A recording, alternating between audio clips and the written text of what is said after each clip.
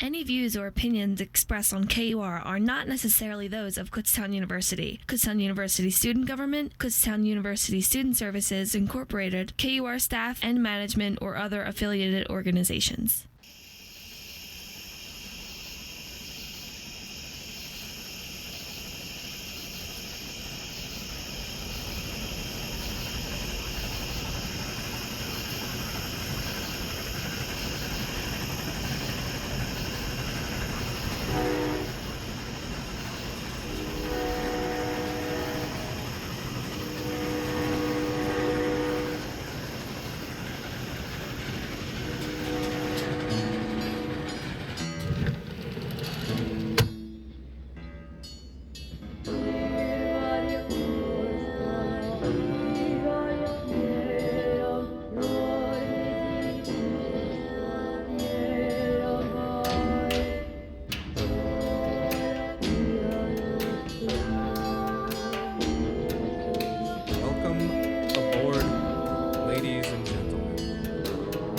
Non-binary friends. You're on board the Paranormal Express. You're on the radio voice of Kutztown University, KUR. Glad you're joining us today. Basically, what are we going to be talking about today? We're going to be talking about magical items, artifacts, weapons, different bits and baubles with that magical Do you have any stuff. I guess mine, the one that you gave to me technically, but yeah, I also have a weapon as well. Okay. Oh, though, yeah, you do. Though it's a little nuanced because we're talking about magical properties, but mine's more of a cursed item. But still, you could say curses are kind of magical. Curses are magical. I mean, it's got a property that defies reality that makes it just the way general. it is. So I just have a general curse. I'm just cursed. I'm just cursed. We're all cursed. As a personality, I'm just cursed. I mean, you could say we're cursed to this train car, but... Oh, no, I can leave whenever I want. What? I made a deal with the conductor. I've been Anyway. I've been talking with Hecate. I'm going to write out this existential crisis for a second, and we're going to continue. So, yeah, we have a few things to talk about today. In previous episodes, we may have brought up some form of magical items in the past. Probably in passing. In passing, or as an integral part of a story. When I had brought up Fafnir in the Dragons episode, he was killed by the legendary weapon Gram, which was reforged by Sigurd. Though not necessarily magical in properties, its construction was magical because Odin said zap to the world tree, and it was forged out of it, and things like that, and it was pretty cool. There are quite a few things in history. I mean, it's as simple as, some of the most simplest magical items could be like wands, or we could go as complex as like specific amulets or weapons or items specific to stories. But we do have some very broad terms to go over. So why wait? Let's get right into it. I think I'll start this time. I mean, yeah, I started last. So, yeah. Well, kind of. My item I like to start with is a very, very broad term. And it's not necessarily an item that's reusable, actually. It's a consumable, and that's potions. How classic. Unless it's Skyrim, you get the white file. Yeah, yes, that's true. Then that's a reusable, yeah. It is. But basically, let's see, where do potions start? The word originates in Latin, as classically as many of words in our language do. It starts with potio. That tends to be how Latin-based languages go. Yeah. The word potio, which is Latin to for drink. It is not, no. Dang. Well, actually, I can't confirm nor deny. I didn't go that far as to what potio is, but basically it translates to drink, and this is like the most raw classical item across many fantasies and mythologies. Lots of people know using potions in different video games, RPGs. They're just that classic building block to creating those worlds because of health potions and maybe more relatable mana potions. Though I'm going to be sticking to the broad idea of how potions came to be and how they continue really in the modern era as well, just under a completely different guise. Oh, that's interesting. What? I looked up the etymology of patio. It comes from Latin, but it comes from a Latin pactum, meaning pact, agreement, or bargain. Interesting. Yeah, but it comes from the it goes through Latin to Spanish, then to English. Okay. So in Spanish, it's patio. In Spanish. It's patio. Okay, cool. That's fascinating. I wonder if there's something to do with, like you said, the originating term where it. Oh, or alternative Latin pater, to lie open. Okay, that makes sense. It's an open floor. Yeah. You know, patio's a space, a platform. It's open sometimes. Some people have sunrooms or the rooms with the screens around them and stuff like that. But okay, I thought you said sunroof. I was like, sunroof in their cars. But kind of to address where potion came from, of course, alchemy and apothecary practices date so far back. As far back as the understanding of combining items to create new structures and new formulas. Probably also stems from being hunter-gatherers and gathering just things in the wild, too. Yeah, I mean, the oldest forms of medicine are just a reproduction of natural elements to create something that is believed to be able to be a remedy for certain illnesses and afflictions. Sympathetic. Interestingly enough, though, the use of, like, this conception that potions are magical came more out of a guise of economic gain, actually. Particularly, the popularity spread around during times of great need for remedies.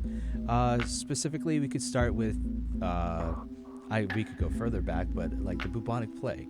Sure. Many doctors and merchants would travel across and brave lands of unknown illnesses to bring about remedies believed to either prevent or create a resistance towards the plague. Yeah. And a lot that's of people like probably were like staggering around trying to figure out how to save people. And yeah, save or themselves, yeah, especially. either if you were already sick, you wanted a cure either for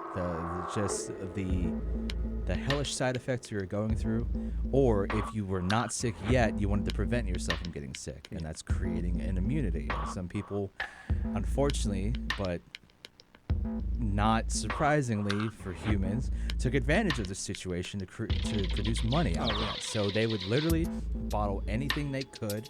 They would create very elaborate carts and mediums to carry their items, and they would claim or usually have traveled from far off lands with items that they had learned from people and all these the ancient myths and all these things. A very early version of what became the charlatan or the quack, which came from the 17th century when The duck. Yeah, the duck. That's when the duck was introduced It's into the just world. Yes. They blessed us with During their presence. the late 1700s to the mid 1800s, the Western expansion in Americas, or in America, the states, brought about this wariness towards the unfamiliarity of the land, many sicknesses. I mean, that's when what's like one of the most common many diseases come across from like food rations going bad, encountering new species of insect that can carry diseases and things like that moving west. So many people look towards forms of medicine that weren't as common because all of these communes were growing up into small towns and they didn't have doctors. All the educated people stayed out east, on the East Coast, where schools and universities were being founded and created. So it was more difficult to find healing. So the only way to do that was to find this look at this dapper fellow approaching my town with a giant cart. And he says for only 5 cents, he can get me a cure-all. And that's Usually where, of course... mercury. Yeah, usually, yes. I mean, what's the greatest way to cure somebody to make them impossible to get sick again? Mercury in very small doses does work for a lot of like common illnesses. Yeah. Problem is they don't take it in small doses. Yes, that is. That actually is the funny thing about modern medicine is a lot of it is we turn poison against itself in a way. I mean, let's like chemotherapy. That literally is just like you're purposefully poisoning your body so that it kills certain parts of itself. And that's such a weird way to think about it when you think about it in the broad sense. But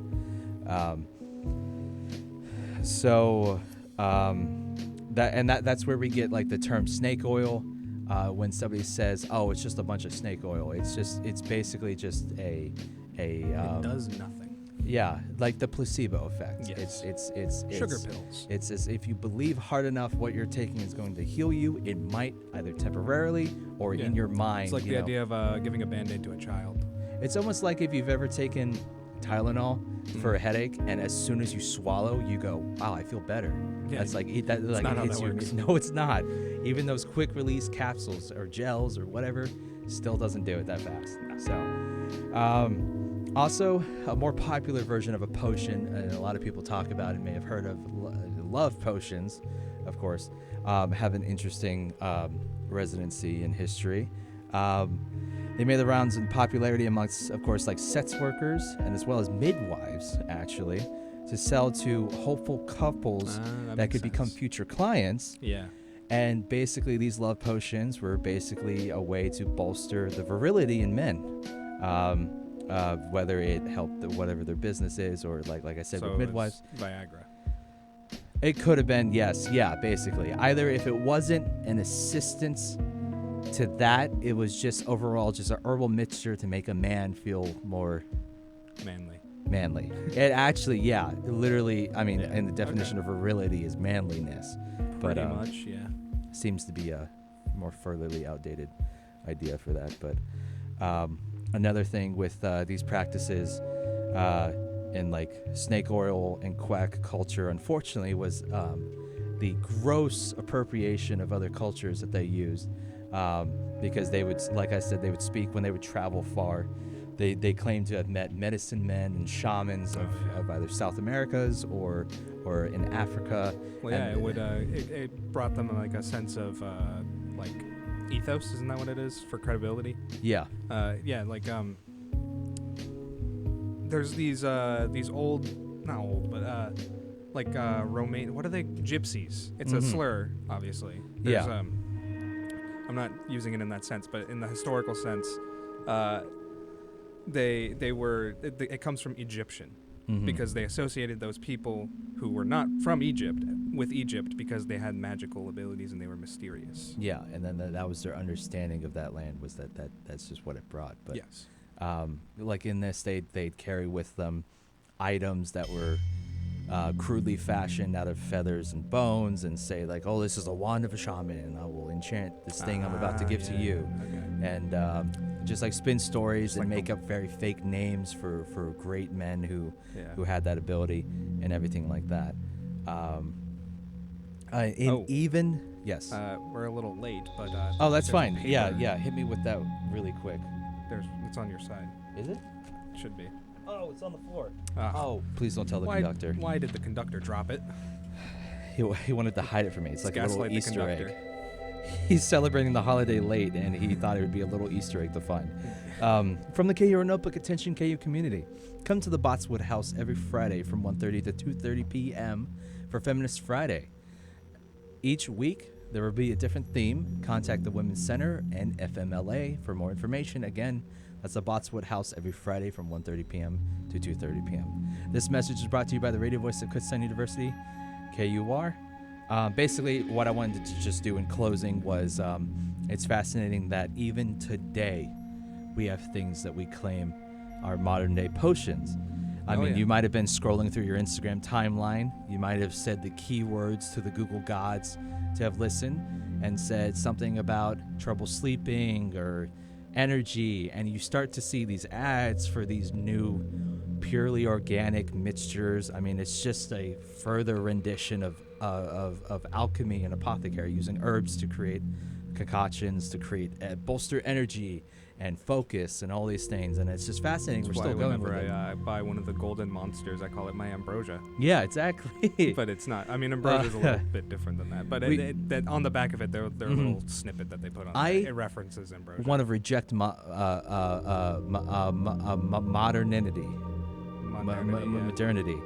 I want to go back to the glass vials that are all cool with the Can they still have the little like feeling patch on the cans of monsters on the outside the glass vial? Yeah. If they could figure out, I mean, I'm sure they could do that. They just like prick the sides of it with like a superheated needle or something, or just line it with metal. Yeah. But yeah, that's basically what has happened. We've traded these glass potion vials for aluminum cans and recyclable plastic bottles. Yep. But we still see that nowadays, and I don't think it's going to end anytime soon. We see it in popular culture that in the future there's newer versions of remedies to take to do things like that. I mean, drug use changes very drastically. I like in the movie Looper, they do the eye drops, and then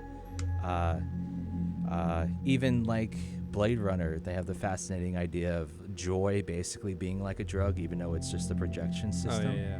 It's interesting. Anyway, yeah, so that's what I got for potions. I could go on and I don't on think about I'm going to be able to get much types. through mine before we have to go to our break, but we're What at time are we at now? about 16 minutes. You want to just run the break now? No, it's fine. Okay. I can go into a little bit. So I can do my small one, actually. Okay. Mine's a very my first one now, I guess. It wasn't originally going to be. My other two are very broad, as you know. But this one is rather specific. But it's one of my favorite items ever since I found out about it. I don't think this page mentions the thing I like about it specifically. But in my favorite story of Loki, because he's just really dumb. And I like that he's sometimes characterized or like affiliated with Satan as this evil mastermind, but he's really not. He, as it said in like that YouTube video I was playing earlier, he's a Looney Tunes character. He really is. Yeah. So in this story, he basically cut to make mischief, as he does. He cut Thor's wife, Sylph. I think that's her name. I could be mispronouncing that, but he cuts her hair, which is like a sort of symbol of her fertility as a fertility goddess, being like grains of wheat and whatnot. And so Thor gets mad at him, threatens him, and then he goes to the, I think they're dwarves technically, but of course in Norse mythology, dwarves are like these spirits. They're not necessarily Tolkien dwarves, though he did get the idea from them, from Norse mythology. They're trying to see if their names are on this page. I don't see them though. But they built her new hair somehow. I don't know how they did it. They're magical. They built her new hair, and then they built a slew of other items, one of which is called Skidbladnir. Skidbladnir. Okay. Skidbladnir. Or sometimes called, I'm trying to see where else it was written, Skithbladnir. It's a ship, a magical ship that belongs to the Vanir and the god Freyr. And it's a really cool ship, and my favorite thing about it is apparently it can fold down to the size and fit inside of a pocket.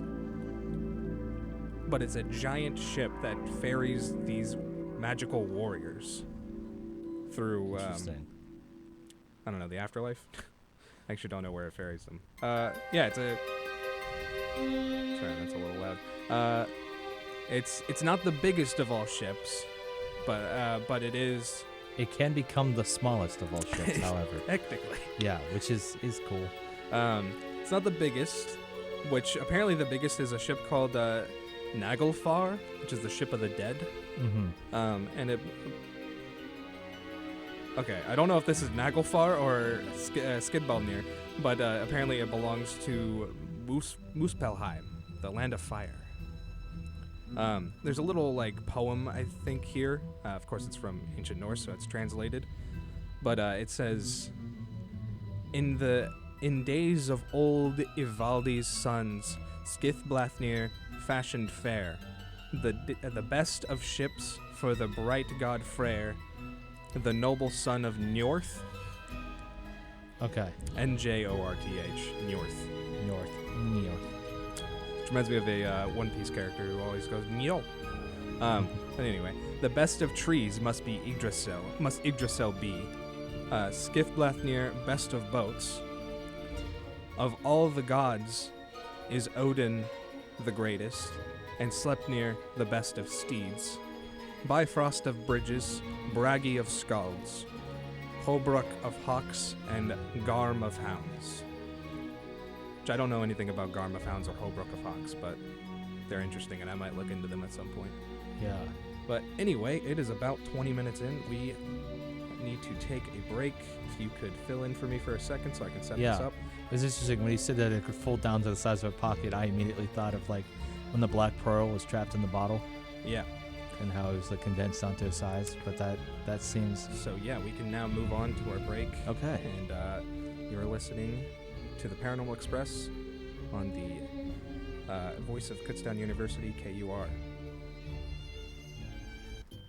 Here at KUR, we like to think we're doing something that not many of those corporate-owned radio stations out there do any longer, providing our listeners with local content provided by local KU students and staff, interspersed with some of the finest and national content available. From a transitional format called Radio for Pets to all the great student specialty shows which range from rock to rhythm and blues to country to folk to world music to indie music to jazz and much more, right down to various educational talk programs and live sports on the weekend. KUR is the perfect package. Check out our on-air schedule by going to our website at www.kutztown.edu/KUR. That's www.kutztown.edu/KUR. And if you ever have any comments about our programming, something you'd like or don't like, don't hesitate to email us at kur@kutztown.edu. That's kur@kutztown.edu.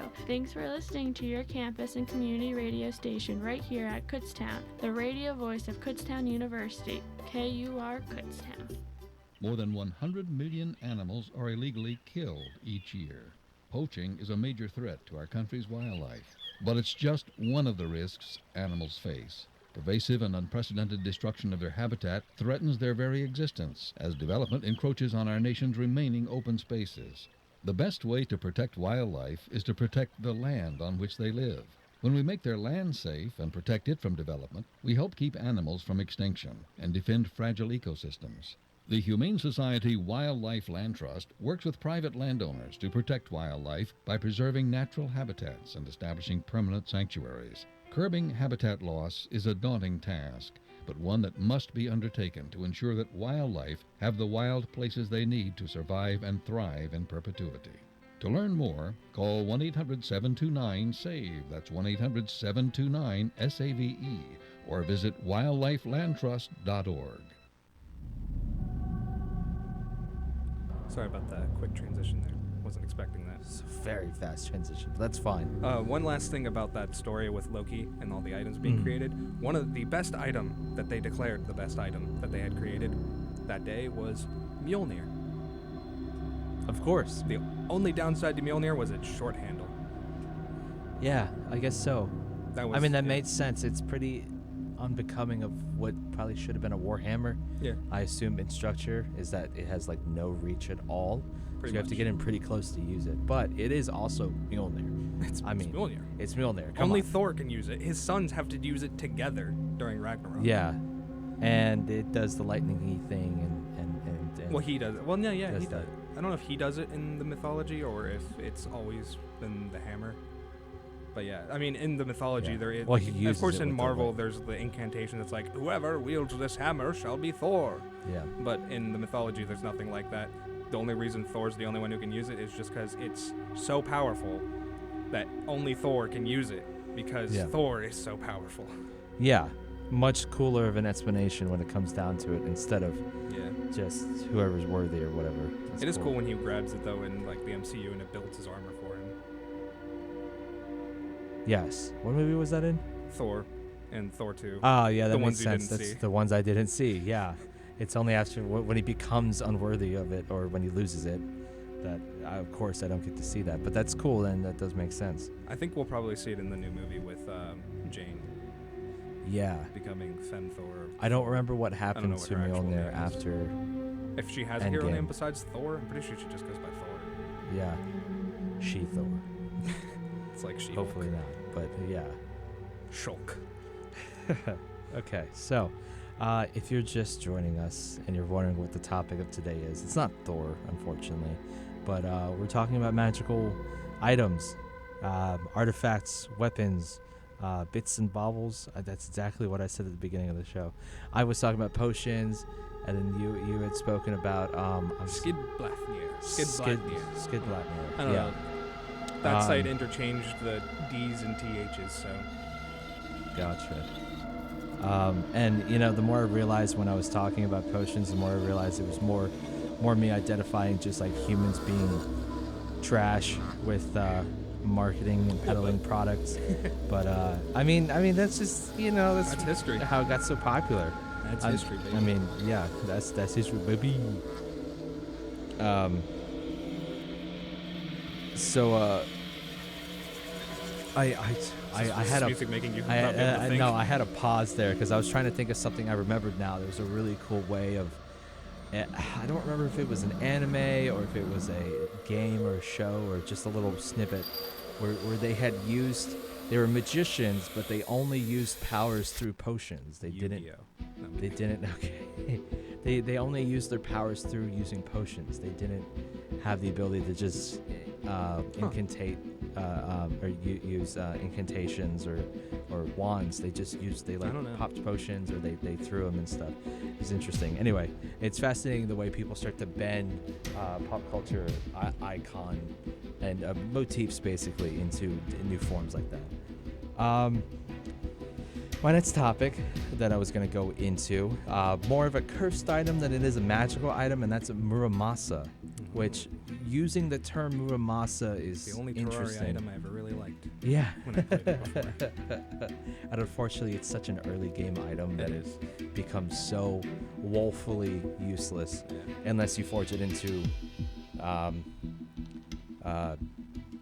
Knight's Bane and then into the Hero Edge and then into the Terraria Blade. But anyway, that's just a bunch of nerdy stuff. Basically, using the term Muramasa is it's the name of the swordsmith who first created it. Then it became the name of the school, and so each sword crafted by them is then called a Muramasa sword. Right. Basically. Kind of like how I forget the guy's name, but the guy who created a bunch of violins that are all like world renowned, they're all named after him.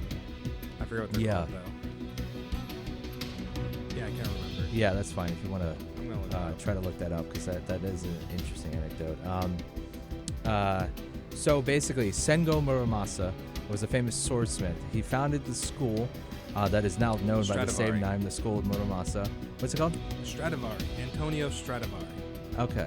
Yeah, so he made a bunch of violins, or well, not a bunch, but some violins, and they're like really, really good apparently. Yeah. And so yeah.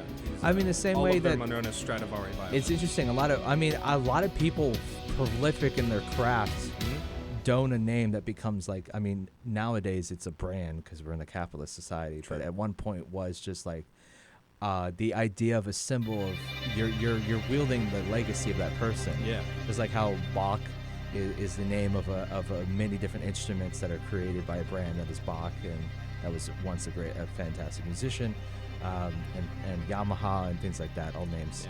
Yeah, Yamaha's a factory in Japan. Yeah. They make motorcycles. Yeah. And pianos. Why did they get into so many different things? They both make music to some people, so.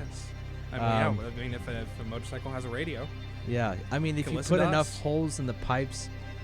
In the exhaust of a motorcycle, you could make a note or maybe a few, which is fascinating. So the school of the Muramasa craft, founded between the 14th and 16th century, or what was named the Muromachi period. These blades are commonly referred to as Gyoto, or wicked katanas. Wicked. Whoa, wicked dude. Once the nature of the creation was revealed to be anti-Tokugawa, which Tokugawa Ieyasu was the shogun at the time, and was a powerful daimyo that was part of the main coalition of daimyo that backed up the legendary Oda. I feel like you're going to slip up at some point and say domino. Domino?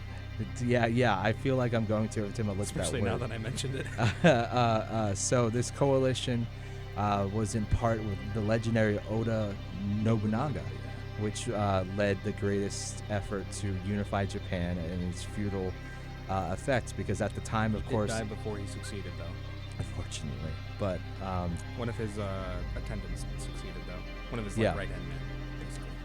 He's the because- one who had the Black Samurai, Yasuka, Yeah. Yes. who was very close to him, apparently. And because at the time, of course, Japan, though having an emperor that most of Japan bent to, there was still the military governments were still very separate Yes. in their ruling and how they created laws. The same way like America has like a there was a daimyo who was like the shogun, yeah. and then there was the shogun, and then there was the emperor. They were Yeah. very separate. One of them was a figurehead who meant nothing, and then the guy Yeah. who actually It's controlled just a great amount of like hierarchy. I mean, it's even today the United States. It's not much different than medieval Europe. Yeah, and even now the United States, we have the president, who like is representative A of the figurehead. country, but each state has their own independent power, politics, True.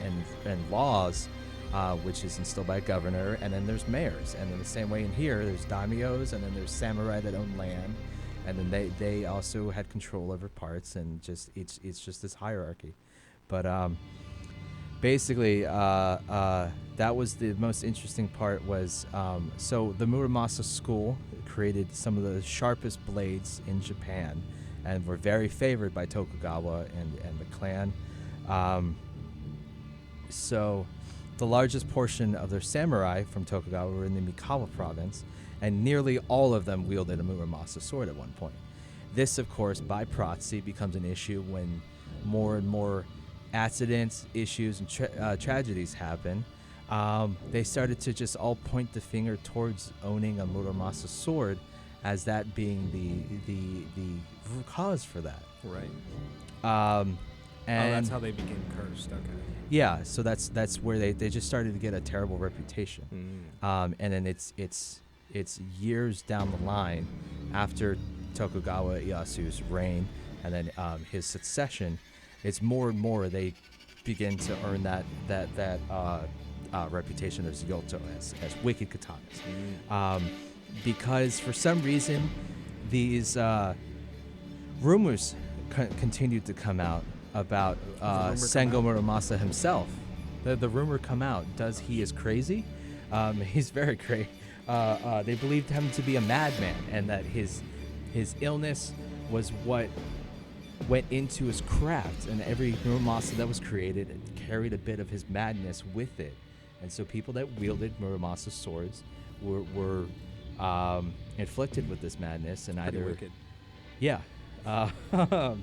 they either doned the madness and they created this bloodlust where they just had an insatiable bloodlust to murder somebody, whether it be actually in the valor of war or if it just be on the street of a peaceful town, unfortunately. One of the first and like what really got the ball rolling was the fact that Tokugawa's first son was sentenced to seppuku, and the beheader, which is the not a samurai but a official in his court that has the specific duty of beheading those performing. Yeah, they're supposed to cut open their stomach and then they get beheaded so they don't suffer. Yeah. But that was also deemed in many factions as not honorable of a death because in their It's not meant to be that in their honorable, is it? what? It's not meant to be honorable, is it? Not necessarily. Yeah. Well, it depends. You can die by an honorable seppuku or a dishonorable one. Okay. An honorable one would be you willfully ending your own life and you being the ending of your life. Oh, okay. So to suffer out and then die. The non-honorable would be to be beheaded because you're not the final blow that kills yourself. Because if you're not dying in war or for or by orders of your shogun or the emperor, then you're dying in not the best death you're supposed to have. Right. Which we see in a lot of cultures. I mean, there's that idea where, I mean, in Norse culture, in Norwegian culture, there's that. In the old culture, if you're not helping me by doing that, you wanted to die in battle, and that's how Right. you joined in Valhalla, is that you died in course. battle. So because that was the most honorable way to go, not from And then you illness and joined not from the growing old. Wild Hunt. Yeah. Or Freyr. So anyway, that was a huge tangent. The beheader was the one he wielded a Muramasa sword, basically, and that killed his first son by proxy. So it's also really interesting that these started coming out. It was believed to be that the Tokugawa faction grew more and more into leaning into these rumors. However, the most recent living relative of Tokugawa in 2013 was apparently the last time they noted it, because that's what the date that showed up in my research. Still has one of the first swords that was created for Tokugawa Ieyasu. So nearly 600 years old of a sword. That's cool. And which basically dispels the rumors that they themselves were starting to like plot against Muramasa school and everything. So. Right. But that's just interesting how it was just basically just the rumors that were coming out. People were just like saying, "Oh wow," like oh my gosh, imagine accidentally cutting yourself, and then people are just like, "Oh, you got a Muramasa sword, ho ho ho," like just like accidents and everything. I mean, cursed swords. I think of them differently now, because I mean, I used to think of them as just a blatantly like cursed sword, but I mean, you know, I'm a big fan of the One Piece manga. Yeah. There's a point in that where the character Zoro, which this is minor spoilers, by the way. I say minor because I'm not going to try and go into anything in depth, but it happens more recently. He remembers something from his past where he's talking to a swordsmith who lived in his home village, who was from the country that they're currently in trying to help save. And the guy is a swordsmith. He's a very famous swordsmith, and all the swords that he made were cursed. And he was like, "Oh, that's just stupid. That's just what they say. They say they're cursed because my swords are effective. Swords are killing tools. Yeah. They only say that they're cursed because they're good at what I made them to do." Yeah. And so, like, I kind of think of them in that way now. Like, they're just effective. That is interesting, because I mean that's like what we see in Muramasa with their incredible sharpness. Yeah. And the way they were used, especially. Oh, this guy's definitely a reference to Muramasa. Yeah. Oh yeah, no. Although yeah. the character itself doesn't really look all that good. He's kind of dumb looking, kind of dopey looking. Yeah. Like a lot of One Piece characters. Yeah, it's like, yeah. I can He show you a definitely picture of takes him later. liberties with the physicality of his characters. Oh, yeah. Like just long, skinny limbs and fat bodies. This guy's very small. He's old. Okay, yeah. Zoro was a kid at the time. But yeah, it's just in respect to like the fact that if something is, I mean, unfortunately, yeah, if you're really good at, regardless of the consequence in which you're killing somebody, the fact that you're really good at it is just negative all around. Even if it's to save somebody's self-defense, still in the end, and that's just what reputation precedes that. Is the fact that they were just unbelievably sharp, and he was an incredibly talented swordsmith. But yeah, so that's what I have for Muramasa. All right, well, that's a good time for us to go to our second break. Really, we're at that second break. Holy Yes, cow. we are. It is 38 minutes in, roughly. Man, we are burning through coal quickly. Let's get it. Yeah, I haven't even done my two big topics yet. Oh, well, that's good, because that was my last topic, so you have the floor. Wow, okay. I don't know if I can talk for that long. Okay. All right. Anyway, let's go on to the break. Yep. Hopefully you guys will be back here on board the Paranormal Express in just a moment. Thank you so much, everybody, for listening and continuing on the radio voice of Kutztown University, KUR.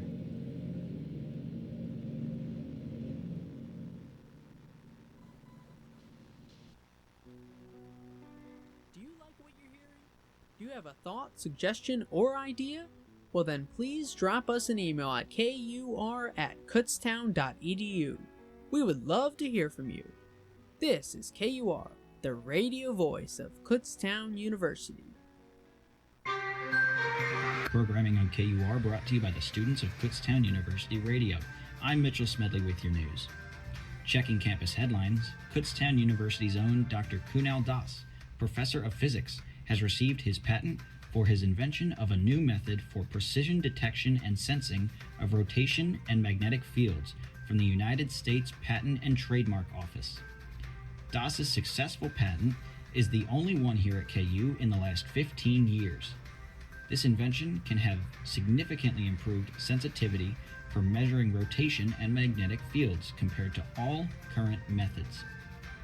Doss said he became excited when he realized the potential for a new patentable sensor design, and he went on to say it didn't take him long to realize he could adapt the technology for magnetic field detection as well. The patent process was not easy though, requiring, as Dr. Doss put it, a voluminous patent description with multiple claims that fit both scientific and legal requirements. He remarked that this was quite challenging, but with help from officials at KU, Penn State, and the state system, he got it done. This long patent process began in 2018, and Doss described the whole thing as a learning experience for him. Awesome work, first of its kind, birthed right here at KU. We check news hourly on KUR.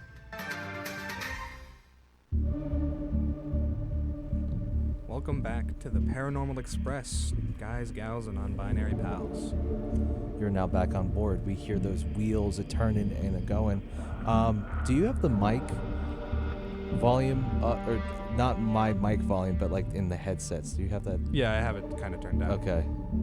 I can turn it up, but... I wasn't hearing myself that well, and I didn't know if... It made me question if my mic was even on, so sorry. No, it's anyway, on. You guys don't care about the specifics of what's going on with the production of this, but if you're joining us again or just joining us, we're talking about magical items or legendary items in a sense as well. I just finished speaking about Muramasa, and Jake has another one for us. What do you have? Yes. Since the prehistoric ages and the days of ancient Greece, right down through the Middle Ages, planet Earth kept going through changes. And times continued to change, but there was always wands. In the real song, it says, I actually don't remember what he says at that point, but yeah, that's a quote from Rage Against the Machine. Yeah. Renegades. One of my favorite songs. Which, I mean, it fits it. too well when I think about what I looked up about wands and everything. It does, yeah. That's why I thought of it, because as I was reading, I was like, wait a minute. Imagine at this point still not knowing what you're about to talk about. It's wands. It's wands. I said it already, but yeah. Yeah. The oldest wands were actually not found, or one of the oldest ones at least, was not found in like the Semitic regions of like around the, I'm going to turn that down a little bit. Yeah, that's fine. The Semitic regions around the Mediterranean, like the Levant and whatnot. Some were like that is like the second oldest, if not probably the oldest. But what I found, at least, one of the oldest was the, there was a wand found with the remains of the Red Lady of Paviland, which is in Britain, in a cave, I believe, called like Goat's Hole or something like that. I didn't really look into it too in depth. Wands had a lot of information. But yeah, I thought that was interesting that it came from Britain, of all places. There was a wand and a ring that they believe had some sort of significance, I guess. Interesting. But of course, getting to more traditional, more normal, or at least normal to what people think of when they think of like ancient folklore, Egypt, the Middle Kingdom. Mm. They had wands that they were called apotropaic. I don't know if that's how it's pronounced, but it's a wand that, apopotraic basically means that it's like it wards off evil, essentially. So these wands are supposedly supposed to ward off evil. These wands specifically were taken from the tusks of hippos, and they were used to like invoke Taweret. I've never heard her name pronounced, but she's a hippopotamus goddess of fertility and childbirth. Or I think specifically childbirth. It may not have said fertility, but eventually those wands became knives that were kind of curved in a similar manner to the tusks, and they had inscriptions that would say something like, "Cut off the head of the enemy when he enters the chamber of the children whom the lady has borne." So like, just protect my family, basically. Yeah. A bit older than ancient Egypt, or Middle Kingdom Egypt is, I think, a bit older at least. I'm not 100% certain on that. I'm not a historian. The Zoroastrian Magi, they didn't use they didn't use a wand, but they used something very similar called a barsum, which was a sort of bundle of sticks that was used for divination purposes and in religious ceremonies. And longtime listeners of Paranormal Express might remember mentionings of something similar, the Bassum, which was a bundle of sticks that was like the origin of the broom for witches in specific to Right. use for those. It was a symbol of fertility when flying used in the house. Yeah, they got that flying ointment, all right. Yeah. Yeah, sorry. Yeah. That's fine. I was just going to mention that next what I found went into like ancient Greece, and specifically during the tellings of the Iliad and the Odyssey, they're often said to have been written by Homer, but they were not necessarily. They were oral traditions. It's just Homer's one of the most well-known people to have told them. So it's like attributing to the Grimm brothers what was actually just Kind of, but they snippets collected stories. Yeah. He kind of collected stories, but he was a teller. He would take the like a sort of outline of a story and then build on it. Okay, so they had like a plug and play with stories, so they would throw in things. So someone could come up to a storyteller and be like, "Tell me a story about myself," and they could do it because they would just take the guy's name and things they kind of knew they did or had been told they did, and they would just kind of plug and play. In a way, that's a very. But yeah, supposedly he would use the word rabdos, which translates to rod apparently, and that implies something that might have been like thicker than what modern people would think of as a wand. Yeah, which is like the Harry Potter. Yeah, little. Yeah, that guy. Yeah. But in the Iliad and the Odyssey, there were 3 gods who used wands, which actually ties into another thing a little bit later in history. Well, there are these 3 gods who used wands.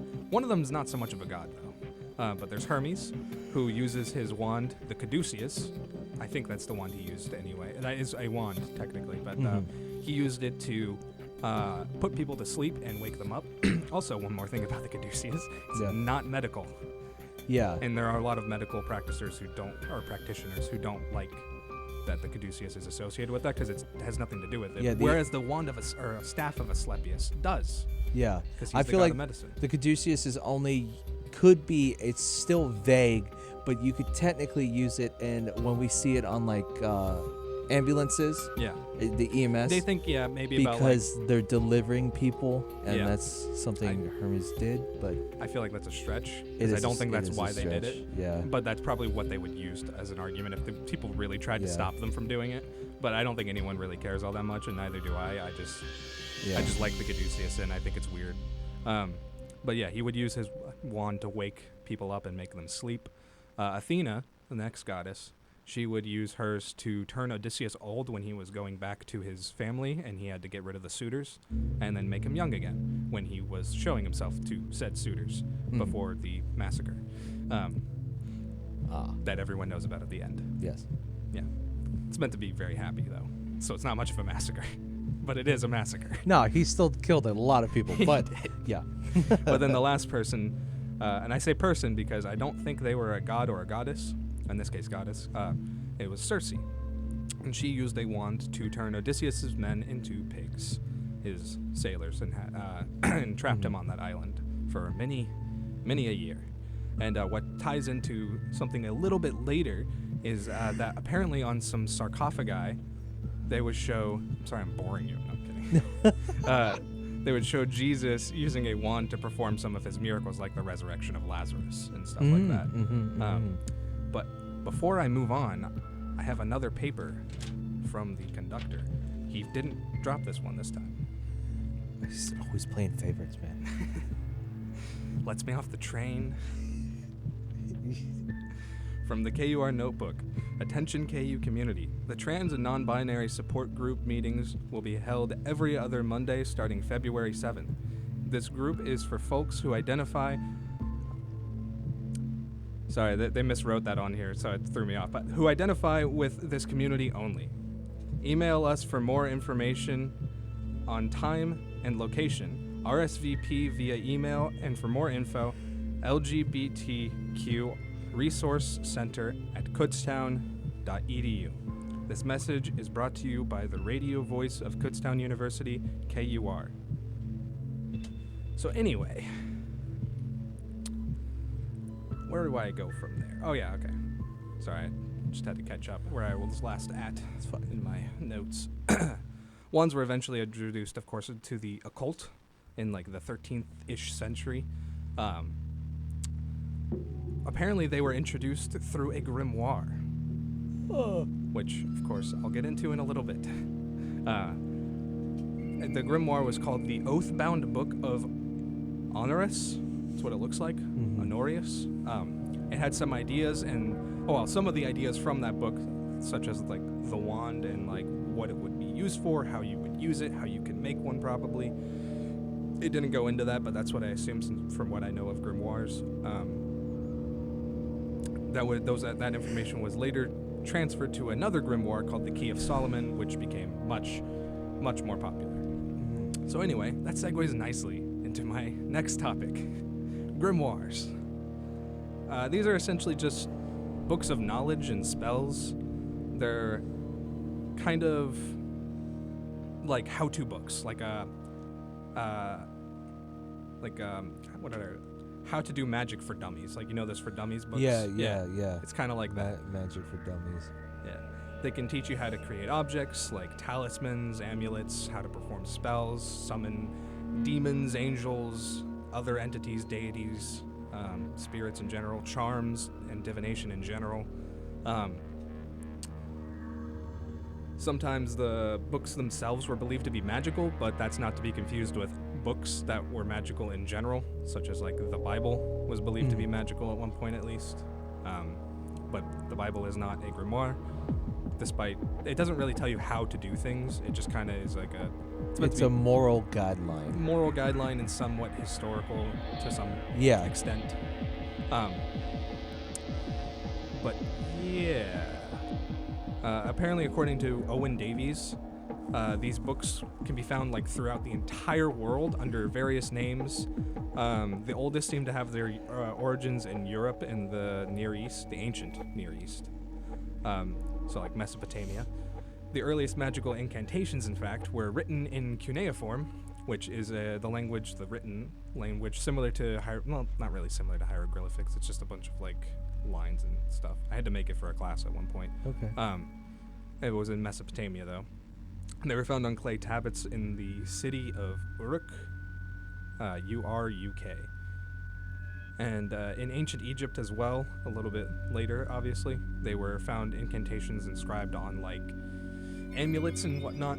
So in this sense, they're not really grimoires, but they are magical, like, spells in a way. Probably learned from either a grimoire or maybe oral knowledge that were just written down in this form of their language and then put onto things. It's almost like a charm, the way that charms usually have a prayer or something printed onto them, so that it's like a physical, carryable reminder of that that you can read every once in a while. Yeah, definitely.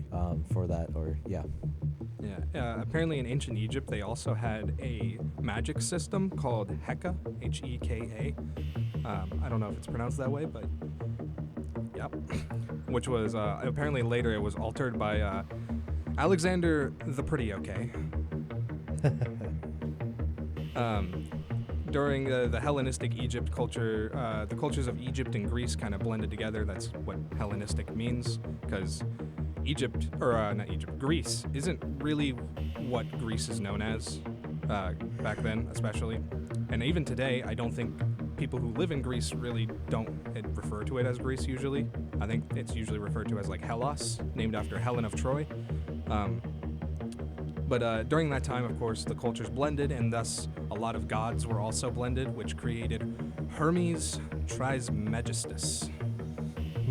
That guy that you kept talking about. Yes, I did. Yeah, the thrice wise. Yes. He was born of a fusion of Thoth and Hermes, both sort of gods of knowledge and not speed necessarily, but gods of knowledge at least. And the figure was associated with magic and writing. And through this, he was also associated with books of magic. Pliny the Elder, a later philosopher and guy, just a guy, Just dude, man, just guy. a dude. He had thought that magic had its origins from the philosopher Zoroaster, also known as the guy behind Zoroastrianism. But Pliny also claimed that magic didn't get written down until a bit later, during the 5th century BC, by a magician known as Osthenes, which is apparently a pseudonym for someone, for many people, which is why it's not really corroborated by most modern historians. And ancient Jews were also associated with magic because of their association with Moses and, like, of course, parting of the sea and everything. They were associated with having knowledge of magic because of that. But in some Gnostic sects of Christianity, there's talk in the books of Enoch of Noah, or Enoch himself getting books of knowledge and magic from angels. In Europe, due to the presence of Christianity, their attempts to be rid of paganism, magic was split into like two sort of separate entities, ones who did like good magic and bad magic. The like dark arts, basically. Yeah. Summoning demons and whatnot. But yeah, that's basically all I have, and we're at the end of the rails, not the rend of the rails. The rend of the house. Yes. Yeah. So here we are as we pull on into the station. I hope you guys enjoyed your time aboard the Paranormal Express, which we talked about magical items. Of course, such a Very broad. broad spectrum of items. Yes.